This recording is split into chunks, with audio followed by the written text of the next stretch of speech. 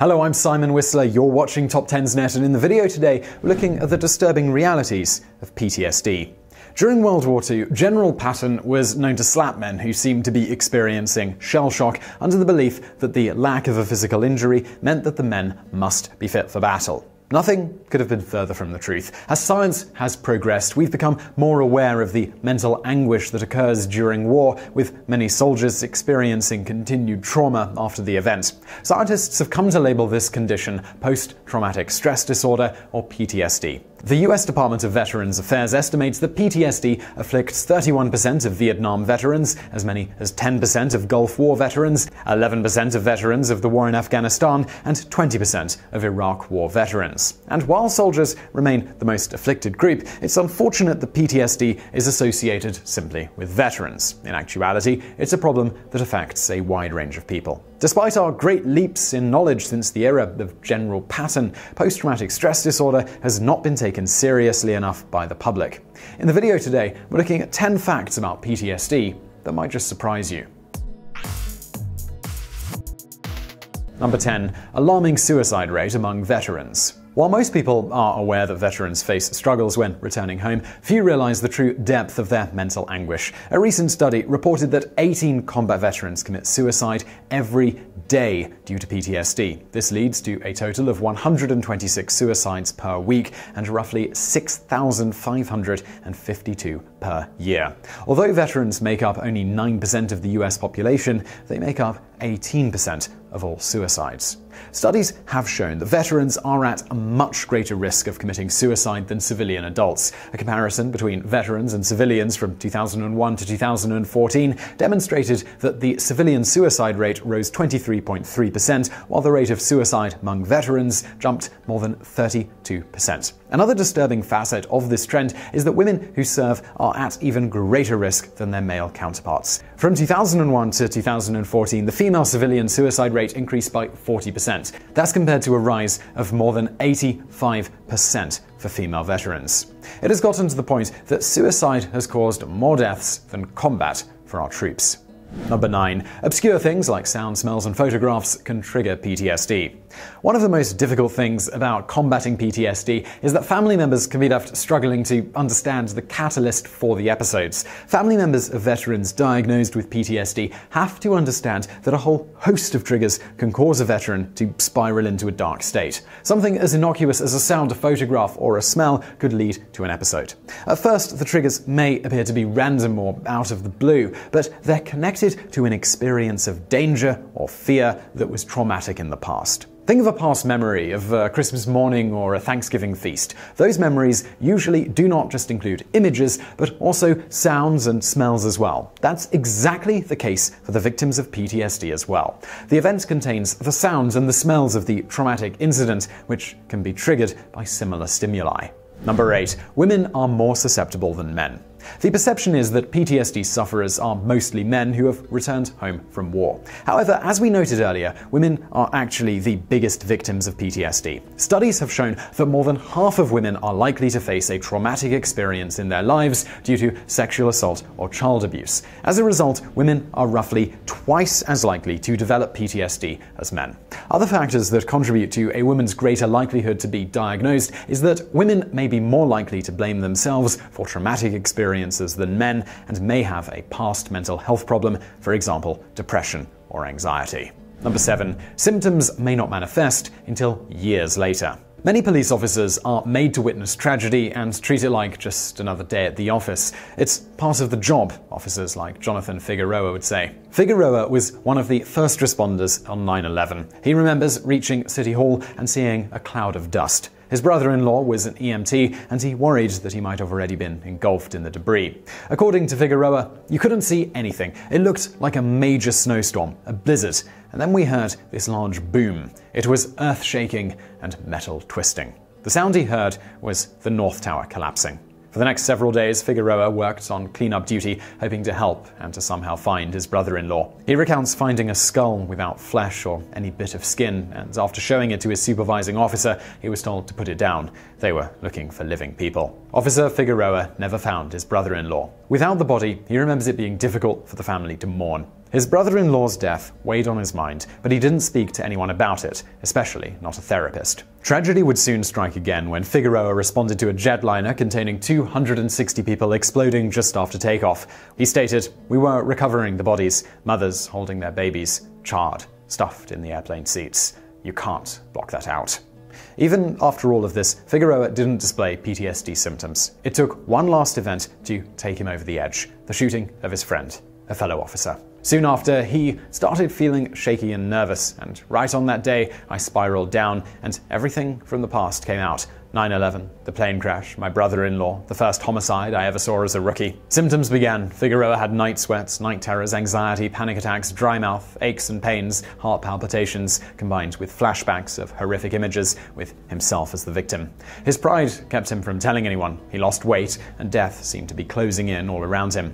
After getting his gun from his locker with the intent to kill himself, he saw a picture of his family, and that stopped him. Figueroa was able to get the help he needed in the form of talk therapy and medication in order to alleviate the anxiety and the terrors. As a result of therapy, Figueroa was able to return to duty and serve the people of New York City. Number 6. You might not get over it, but you can manage it with therapy. One of the hardest things to do when you need help is to ask for it, but it is morally imperative that PTSD sufferers do just that. About 70% of veterans who take their own lives are not regular users of VA services. There are several forms of therapy that have been proven to be effective. A novel form that many may not have heard of is called eye movement desensitization and reprocessing, or EMDR. The goal of therapy involving PTSD is reshaping a reaction to a particular trauma. EMDR involves a victim thinking or talking about a certain memory while focusing their eyes on other stimuli like eye movements, hand taps, and sounds. If done effectively, the person will no longer relive the images, sounds, and feelings of the trauma when the event is brought to mind, but will instead have the new stimuli as reference points. Number 5. Exercise can similarly help you manage your episodes. This video's probably got a few surprises that you probably thought had no connection to PTSD, and one of these is the effectiveness of exercise, specifically intense exercise. Researchers have found that the stationary bike in particular is helpful in reducing PTSD symptoms and improving mood. Studies have found that those who exercise regularly are less likely to suffer from conditions like anxiety and depression. Part of the reason that exercise has proven to be beneficial is that it gives sufferers a renewed sense of determination and hope, increased quality of life, and the cultivation of positive self-identity. Overall, sports and frequent exercise can provide the vehicle for PTSD victims to regain a sense of achievement and of self rather than to focus on past traumatic experiences. Number 4. Children can also develop PTSD. If there's one takeaway from this video, it's that PTSD impacts more than the families of veterans. Children and teens can indeed be the victims of PTSD if they experienced a trauma or lived through an event where someone was injured or killed. According to Child Protective Services, 5% of children in the United States will show signs of PTSD. In 30% of these cases, the children have been the victims of abuse. The scary part about episodes of PTSD in children is the recency of the event forces them to reconcile the traumatic events very differently than adults. As previously mentioned, adult sufferers describe flashbacks of the traumatic events. However, for many children, they're experiencing signs that a trauma is going to happen. Many believe that they will see these signs again before another trauma happens. They think that if they pay attention, they can avoid future traumas. A horrifying circle develops, with children trying to stop a trauma that has already occurred. Number 3. PTSD is on the rise. It may not come as a complete surprise, but PTSD cases are on the rise and the numbers are not pretty. A non-profit organization has warned that the number of veterans in need of help from PTSD has jumped by 71% in the past 5 years in the aftermath of the Iraq and Afghanistan campaigns. And now what I'm about to say may catch some of you as a surprise, but the growth in cases, it's actually a really good thing. Because as we've already mentioned, mental health problems have been a taboo topic in American society for some time, but our gradual acceptance that it's okay to come forward has led to more people being treated and being helped. Even referrals have increased, from 1,443 in the financial year 2010 to 2011 to 2,472 in 2015 to 2016. That's a 71% rise. We should be encouraged that more men and women are coming forward. It's our duty to provide them with the help and the resources that they need.